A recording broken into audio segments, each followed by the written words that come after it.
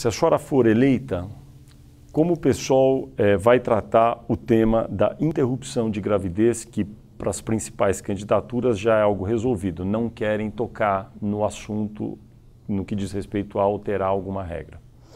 Eu acho que a gente vive uma hipocrisia nessa questão do aborto, Fernando, porque o aborto é uma realidade, né? Eu fui mãe com 17 anos e sei como é difícil ser mãe, e eu tive o apoio do meu companheiro na época, do pai do meu filho, tive o apoio da minha família.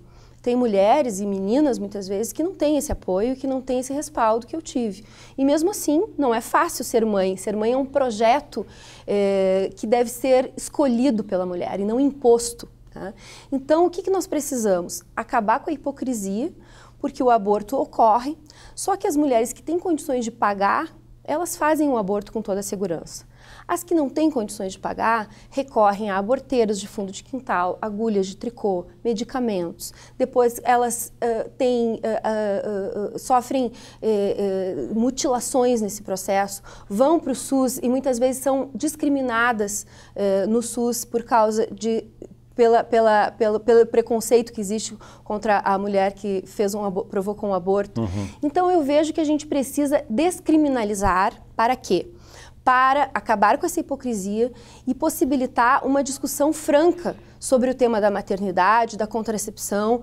O Uruguai legalizou o aborto e desde então nenhuma mulher morreu por causa de aborto e diminuíram os números de abortos. Por quê? Uhum. Porque se pôde discutir abertamente o problema e se dar uma orientação para essa mulher que engravida involuntariamente. E obviamente que isso tem que vir acompanhado com uma política de prevenção para que a gravidez indesejada não aconteça. A legalização de drogas, ou pelo menos das drogas leves, a legalização do consumo, a posição do PSOL é a respeito disso? É a favor de, por exemplo, legalizar o consumo de maconha?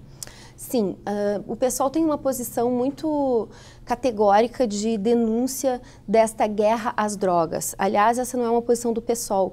A London School of Economics acabou de divulgar um estudo que confirmou outros estudos que já haviam também sido divulgados, que a guerra às drogas fracassou, no sentido de que ela não conseguiu reduzir o consumo e que ela só gerou violência e corrupção. E, portanto, o PSOL é a favor da descriminalização do consumo de maconha? Portanto, e de outras drogas também não? Nós achamos que o primeiro passo, né, no sentido de se acabar com essa guerra às drogas, que na verdade se transformou numa guerra aos pobres, é a descriminalização da maconha, porque a maconha é uma droga que causa tão mal quanto o álcool e o cigarro e deve ser tratada no mesmo patamar.